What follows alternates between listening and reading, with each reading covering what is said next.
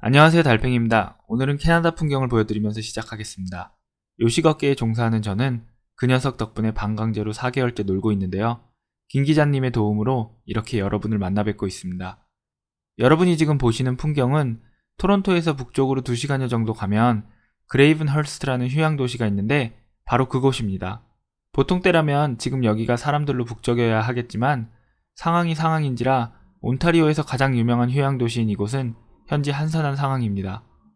저는 요즘 일자리를 알아보느라 일주일에 한 번씩 이곳에 들립니다. 여러분이 괜찮으시다면 가끔 이렇게 캐나다 풍경도 전해드리겠습니다. 그럼 2001년 플레이오프 리뷰 3편 시작하겠습니다.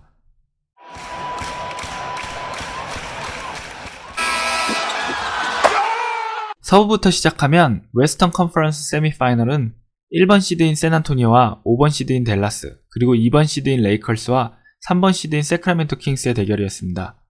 이해의 많은 팬들은 타도 레이컬스를 원했고 1년 전인 2000년 플레이오프 1라운드에서 레이컬스와 접전 끝에 2대3으로 패배한 킹스에 많은 기대를 했습니다. 지난해 아쉽게 패배한 킹스는 절치부심하며 NBA 최고의 수비 전문가 더 크리스티를 토론토로부터 영입했으며 리그 최고의 해자 계약인 페자 스토야코비치가 드디어 주전으로 발돋움합니다. 네, 바로 우리가 아는 그 아름답고 신나는 농구를 하는 킹스가 이해에 탄생한 것입니다. 1라운드에서 피닉스를 3대1로 가볍게 이긴 세크라멘토 킹스와 그 팬들은 이번에야말로 레이컬스를 이길 수 있다고 확신했지만 그들이 생각하지 못한 것이 있었습니다. 샤크와 코비, 이 둘은 많은 사람들의 생각보다 훨씬 더 강했습니다. 제리 웨스트는 코비를 데려오면서 코비가 레이컬스의 미래라고 생각했습니다. 그리고 샤크를 데려오면서 샤크가 코비의 성장을 도와주기를 바랬습니다. 그리고 제리 웨스트가 원했던 그 일이 2001년에 일어났습니다. 1차전과 2차전, 샤크는 2경기 동안 20.5개의 평균 리바운드, 43.5점의 평균 득점을 기록합니다. 이에 킹스는 샤크를 막기 위해서 총력을 다했고 이는 지금까지 최고가 되기 위해서 기다렸던 불타는 한 남자에게 완벽한 기회를 제공합니다. 코비는 3차전에서 36득점을 기록했으며 4차전에서는 48득점에 16리바운드를 기록합니다. 코비를 막아야 했던 더 크리스티는 2경기에서 총 11개의 반칙을 범하면서 이제는 리그 MVP급으로 성장한 코비를 막는 것이 얼마나 힘든지를 몸소 보여줍니다. 사실 판타스틱 5의 힘은 대단했지만 코비와 샤크는 둘이 68.3점의 평균 득점과 26.3개의 평균 리바운드를 합작하면서 킹스를 4대0으로 가볍게 이겨버립니다. 사실 이 시리즈는 더 자세히 살펴보면 코비와 샤크를 너무 겁냈던 킹스가 반칙을 남발하면서 스스로 자신들의 발목을 잡아버린 시리즈입니다. 코비와 샤크는 4경기 동안 무려 118개의 자유투를 시도했으며 이는 4경기 동안 109개의 자유투를 시도한 킹스의 총 자유투 시도보다도 많은 횟수였습니다. 참고로 백코트 대결에서 패배했다고 생각한 세크라멘토 킹스는 플레이오프에서 탈락한 후 제이슨 윌리엄스를 밴쿠버의 마이크 비비와 트레이드합니다. 댈러스와 샌안토니오의 대결은 많은 사람들의 예상과 같이 체급의 차이가 드러나며 쉽게 끝납니다. 1라운드를 통해서 드디어 각성한 노비츠키가 자신의 커리어 첫 40득점 경기를 치르면서 분전하지만 덩컨과 로빈슨의 트윈타워가 버티고 있는 스퍼스에게는 역부족이었습니다. 스퍼스는 4대1로 시리즈를 쉽게 승리하지만 레이컬스의 코비에 대항해서 영입했던 데릭 앤더슨이 1차전에서 부상으로 전력에서 이탈하는 바람에 레이컬스와의 서부 컨퍼런스 결승전을 앞두고 커다란 걱정거리를 떠안게 되었습니다. 많은 팬들과 전문가들은 데릭 앤더슨의 부상으로 샌안토니오에게 더 이상 코비를 막을 선수가 없다는 점을 지목하며 레이컬스가 전승으로 2001 NBA 파이널에 진출할 거라 예상합니다. 동부는 1번 시드의 필라델피아, 5번 시드의 토론토가 붙었고 2번 시드의 미러키와 6번 시드의 샬럿이 서로 대결을 하게 되었습니다. 미러키와 샬럿의 대결은 사실 NBA 입장에서는 예상하지 못한 대결이었으며 데이비드 스턴 총재는 이 시리즈가 아마도 2라운드의 시리즈들 중에서 가장 저조한 흥행을 기록할 것 같다는 예상을 하면서 미러키 삼총사의 가슴에 불을 붙입니다. 레이 알렌과 자말 매시번은 서로 경기 최고 득점을 주고받으며 득점 쇼다운을 벌이고 홈경기를 모두 이기며 시리즈를 2대2로 나눠 가집니다. 매시번은 5차전에서 24득점을 하면서 활약을 하고 샬럿은 3대2 시리즈 리드를 가져가게 됩니다. 하지만 미러키는 부진에 빠진 레이 알렌을 대신해 샘 카셀이 활약을 하면서 샬럿에서 열린 6차전을 승리하고 시리즈를 다시 3대3으로 되돌립니다. 1년 전 뉴욕과의 2라운드 7차전에서 7득점에 그치며 1점차 패배의 원흉이었던 매시번은 미러키와의 7차전에서 21점을 넣으면서 분전하지만 글렌 로빈슨이 29득점으로 활약한 미러키에 지면서 2년 연속으로 동부 결승 진출을 1승을 남기고 무릎을 꿇게 됩니다. 미러키는 15년 만에 동부 결승 진출에 성공합니다. 현재 미러키의 34번은 야니스지만 이때 미러키의 농구를 보신 분이라면 미러키의 34번 하면 깔끔한 자세로 3점을 쏘는 레이 알렌을 기억하실 겁니다. 2라운드의 마지막 시리즈는 바로 필라델피아와 토론토의 대결이었습니다. 개인적으로 저는 아이벌슨과 빈스 카터를 굉장히 좋아합니다. 이 둘은 닮은 점이 아주 많습니다. 자유로운 영혼이었고 개성으로 똘똘 뭉쳤으며 매경기 하이라이트 영상을 수도 없이 만들어내는 선수들이었습니다. 팀과의 불화로 자신을 드래프트한 팀에서 쫓겨나다시피 트레이드되었다는 점까지 유사한 점이 정말 많은 두 선수입니다. 그리고 바로 이 두 선수가 만나서 진검승부를 펼친 시합이 2001 플레이오프 2라운드입니다. 만약 누군가가 제게 빈스 카터와 아이벌슨이 얼마나 대단한지 한 번에 알 수 있는 경기가 있냐고 물어본다면 전 주저하지 않고 2001 플레이오프 2라운드 7경기를 보게 되면 아이벌슨과 빈스 카터가 어떤 선수였는지 알게 될 거라고 말해주고 싶습니다. 1차전은 빈스 카터가 35득점, 아이벌슨이 36득점을 기록하고 결과는 토론토의 승리였습니다. 1번 시드인 필라델피아는 2라운드 연속 홈에서 열린 1차전을 지는 치욕을 당합니다. 이에 아이벌슨은 왜 자신이 시즌 MVP인지 보여줍니다. 2차전에서 47분 46초를 뛴 그는 팀이 기록한 총 득점 97점 중에서 54점을 혼자서 득점합니다. 그리고 토론토에서 열린 3차전에서 빈스 카터가 화답합니다.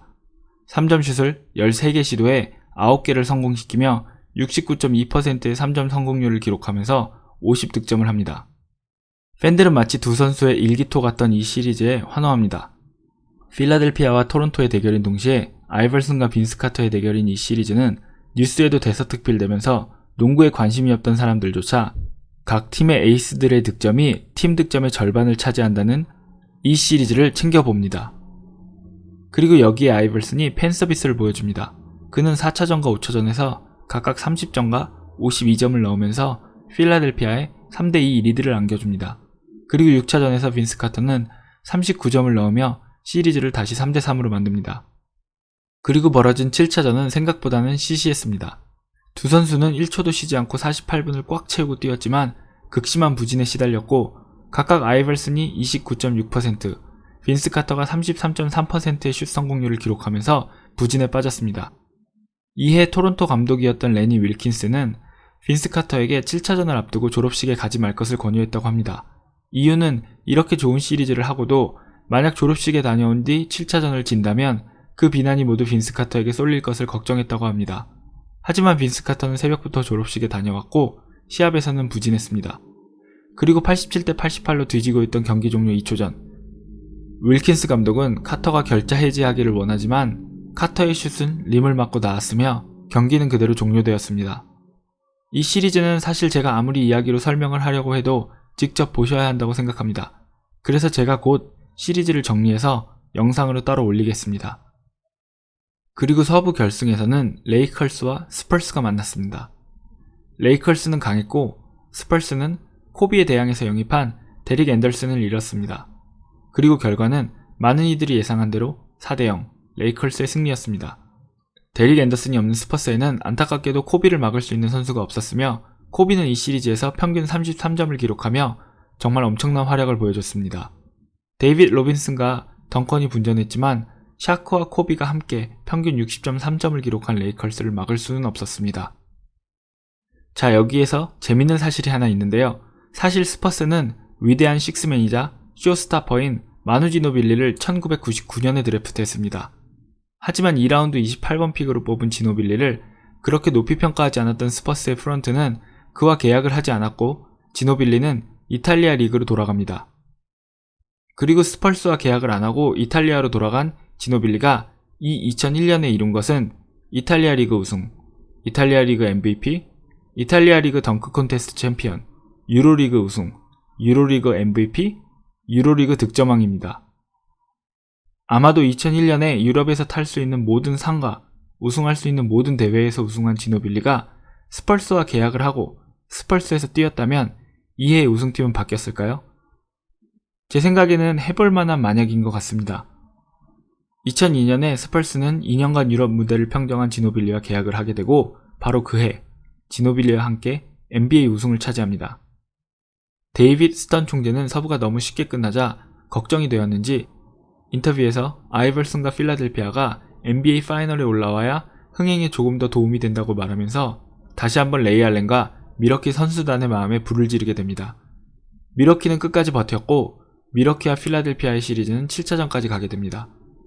아이벌슨은 7차전에서 44득점을 하면서 다시 한번 팀을 구했고 필라델피아는 4대3으로 미러키를 이기고 NBA 파이널에 진출하게 됩니다. 비록 미러키가 지기는 했지만 이 해의 플레이오프를 통해서 레이 알렌은 전국구 스타로 발돋움했으며 레지 밀러의 뒤를 이어서 리그 최고의 3점 슈터라는 이름을 이어받았습니다. 아이벌슨은 7경기 동안 30.5점의 평균 득점을 기록하면서 팀을 18년 만에 처음으로 NBA 파이널에 진출시켰지만 슛 성공률이 1라운드에는 41%, 2라운드에는 40.4%, 그리고 동부 결승에서는 34.4%로 점점 낮아지며 팬들을 걱정하게 만들었습니다. 전문가들은 레이컬스보다 7경기나 더 뛴 필라델피아 선수들의 체력적인 문제와 특히 에이스 아이벌슨의 체력이 떨어지면서 점점 슛 성공률이 내려가는 것에 대해서 우려를 표했으며 화제는 이제 누가 레이컬스를 막느냐에서 레이컬스가 과연 전승 우승을 할 수 있느냐로 바뀌었습니다.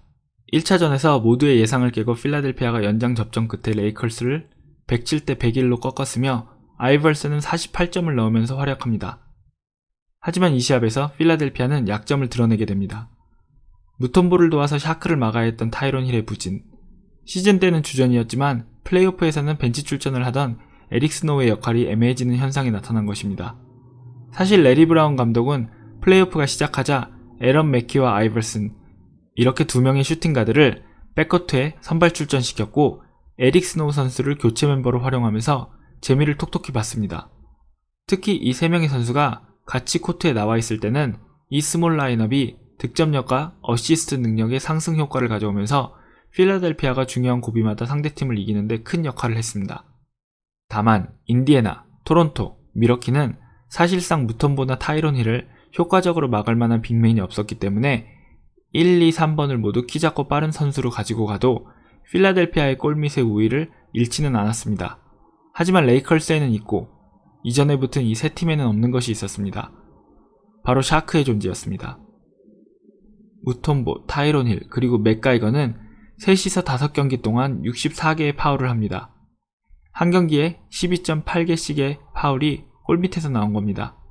해거 샤크 전략까지 썼지만 샤크는 이 시리즈에서 평균 33득점에 15.8개의 평균 리바운드, 3.8개의 평균 블락샷을 기록하면서 골밑을 압도했습니다. 레리 브라운은 이 점을 감안하지 못하고 동부 우승을 차지한 그 전략을 그대로 들고 나왔습니다. 하지만 필라델피아는 샤크가 있는 레이컬스의 골밑에 밀렸으며 백코트 선수들이 골밑까지 돌파를 성공해도 경기당 4개 가까이의 블락샷을 하는 샤크가 골밑에 버티고 있었습니다. 아이벌슨은 평균 35.6점을 넣으면서 분전하지만 이미 골밑에서 밀린 필라델피아로서는 역부족이었습니다. 필라델피아 역시 해거 샤크를 쓴 다른 팀처럼 샤크에게 76개의 프리드로우를 헌납합니다. 샤크와 코비는 시리즈 동안 155개의 프리드로우를 시도해서 필라델피아의 팀 프리드로우 시도 횟수인 137개보다도 더 많은 횟수를 기록합니다. 필라델피아는 레이컬스의 전승 우승을 저지했다는 데 의미를 두어야 했습니다. 4대1 레이컬스의 승리였습니다. 레이컬스는 이로써 리그 2연패를 달성하게 되었습니다. 2, 3, 4등 간의 싸움이 너무 재밌었던 이 해의 플레이오프는 1등이 너무 강했다는 단점이 있었지만 그럼에도 불구하고 많은 추억의 선수들이 이 시절 자신의 가장 화려한 모습을 보여줬다는 점에서 제 마음속 1등 플레이오프입니다. 지난 3주 동안 여러분이 재밌게 들으셨기를 바랍니다. 여러분, 탑골 NBA는 잠시 쉬어가려고 합니다. 1회만 하고 쉬는 게 조금은 아쉽지만 이게 하다보니 내용이 너무 방대하고 제가 다루어야 하는 선수와 팀이 한 번에 너무 많다는 단점이 있더라고요. 그리고 또 이게 내용이 너무 방대하고 너무나 많은 팀과 너무나 많은 선수들을 다루다 보니까 내용이 집중이 잘 안 된다는 그런 피드백도 접수가 되었습니다. 그래서 나중에 제가 조금 더 이야기 전달 능력이 올라가고 자료가 더 많아지면 그때 가서 다시 돌아오려고 하니까 기다려주세요. 저는 NBA, MLB, NFL, 그리고 유럽 축구까지 모두 잡식으로 즐겨보는 팬입니다. 이런 제게는 병이 하나 있는데요. 아스날의 전 감독 아르센 벵거 감독님, 이제는 에인절스의 감독이 되신 조 매든 감독님, 그리고 옙스타인 단장 등이 가지고 있는 그것과 같은 종류의 병입니다. 바로 유망주를 너무 좋아한다는 것인데요. 저는 판타지 드래프트를 할 때도 제가 좋아하는 유망주부터 쓸어 담는 못된 버릇이 있습니다. 그래서 다음 주부터는 월요일에 저의 이런 덕후적 취미를 살려 현재 NBA에 제가 눈여겨보는 그런 유망주들에 대한 이야기를 해보려고 합니다. 수요일은 계속 은퇴한 전설들의 재미있는 이야기, 월요일은 앞으로 전설이 될 선수들의 가능성과 성장 스토리 등에 대해서 다루어 보려고 합니다. 아직도 많이 다듬어야 하고 가야 할 길이 멀지만 여러분 너무 멀리 가지 마시고 가까이서 지켜봐 주시면 정말 감사하겠습니다. 시청해주셔서 감사합니다. 좋은 하루 보내세요.